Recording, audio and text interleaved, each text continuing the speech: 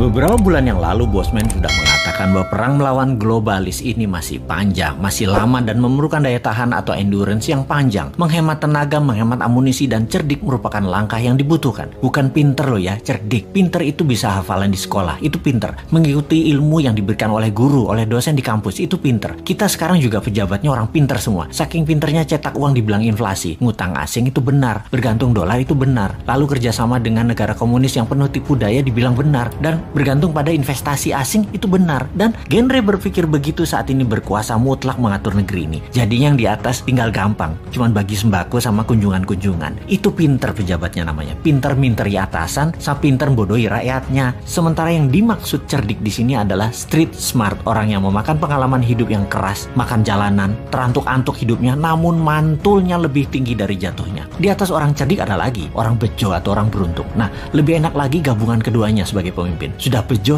cerdik lagi. Itu baru pantas jadi pemimpin yang mengatur perang melawan globalis cabal. Oh iya, sebelum lanjut, kita harus membedakan pebisnis globalis dan globalis cabal. Cabal adalah secret society, lebih menginginkan kepengendalian mutlak atas kehidupan manusia. Cabalis itu sudah pegang kendali atas teknologi, atas informasi, kendali atas komunikasi, sistem keuangan, dan sekarang kendali ke arah dua hal yang penting, yaitu kesehatan serta makanan. Musuh negara tidak berdaulat yang pemimpinnya oportunis itu bukan hanya dua negara besar, Tiongkok dan Amerika, tetapi ditambah juga globalis cabal. Jadi ada tiga musuh sebenarnya. Kita detailkan ketiganya, pengendali negara lemah tersebut. Pola kendali terhadap negara lemah atas dua negara besar dan kelompok globalis adalah tiga strategi Tiongkok, yaitu menggunakan soft power kalau Tiongkok ya. Pertama, kendali atas media massa sebuah wilayah. Nomor dua, kendali atas pejabat pemerintahan wilayah yang ditarget serta anggota parlemennya. Kemudian nomor tiga, kendali atas peraturan hukum dan penegakan hukum di wilayah tersebut. Di sisi lain, strategi Amerika itu menggunakan hard power, yaitu tekanan militer, terorisme, ideologi, humanitarian, menggunakan organisasi multilateral seperti IMF, PBB. Semua adalah tool Amerika untuk menyedot aset harta negara lemah. Strategi globalis cabal adalah pegang sosial media, informasi, dan big data. Mereka bukan mau menguasai wilayah hajat hidup seperti Tiongkok, ambil sumber daya alam seperti Amerika, kendalikan energi dan oil, serta dolar. Bukan. Globalis cabal kendalinya atas data, atas minat interest seseorang, mengubah tindakan perilaku, merubah society, merubah dunia dengan merekalah pemegang kendali hidup manusia, bukan hanya wilayah. Globalis cabal anti negara, anti nasionalisme, senang atau mendukung pemimpin otoriter yang bisa dikendalikan oleh mereka. Jadi saat ini perangnya ada tiga front, Tiongkok, Amerika, dan globalis cabal. Globalis saat ini pegang kendali atas big farmasi atau perusahaan obat-obatan besar serta kesehatan. Alat tes COVID, virus COVID, dan vaksin adalah satu paket globalis cabal yang punya. Sistemik sekali kerja mereka, didesain panjang sejak 15 tahun yang lalu. Detail, rinci, terarah, lengkap dengan perang medianya,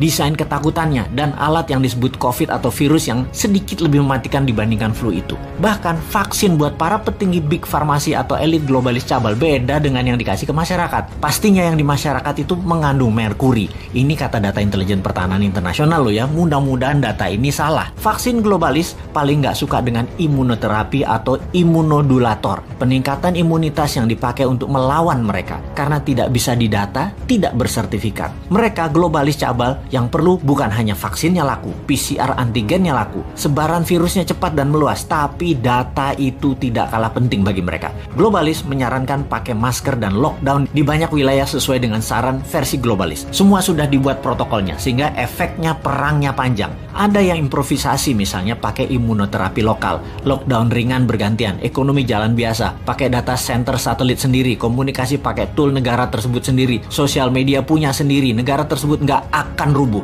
ekonomi jalan dan COVID musnah dalam sekejap. Anti saran globalis dan melawan mainstream pasti menang. Itulah kenapa di tahun 2019 pertama-tama video Bosman muncul, kita mengingatkan perang yang akan terjadi di tahun 2020 dan tahun 2021 dengan akhir kalimat bertanya, sudah siapkah Indonesia? Untuk apa? Untuk punya Google sendiri, punya Facebook sendiri, punya satelit komunikasi sendiri, punya data center sendiri, punya Twitter sendiri, punya TikTok sendiri, punya begituan deh. Ini kira-kira maksudnya. Hanya di tahun 2019 awal tersebut kita menginformasikannya pelan-pelan, muter-muter bersama sanepo, gaya bahasa pengandaian, dan indirect language. Ternyata nggak paham gaya bahasa beginian. Wes, Jawa Timurane bosman metu tak sikat pol saiki. Faktanya perang pandemi ini panjang, 2025 baru bersih. Dan bukan karena virus solusinya, tapi natural herd imunitas solusinya. Terpapar banyak dan sembuh pakai imunitas diri sendiri, dibantu booster multivitamin dan mineral. Kemudian perang apa lagi yang akan terjadi? Yaitu perang cuaca atau climate war. Sudah sejak tahun lalu dimainkan. Dan kalau yang ini, Rusia ikut bermain. Selain globalis cabal Tiongkok dan Amerika di belakangnya negara sekutu, terutama G7. Mulai nyadar sekarang di mana-mana hujan juga banjir. Kata-kata puitisnya adalah bagai hujan di musim panas. Jadi kenyataan benar karena ya direkayasa cuacanya. Masihkah tidak sadar juga setelah pandemi, maka kesengsaraan lain akan terjadi, yaitu kelangkaan pangan. Sudah siapkah kita? Atau seperti 2 tahun ini, walau sudah diingatkan tetap aja menjalankan semua seakan-akan seperti anak SD gambar pemandangan 2 gunung, matahari, dan sawah. Wapokmu kapan?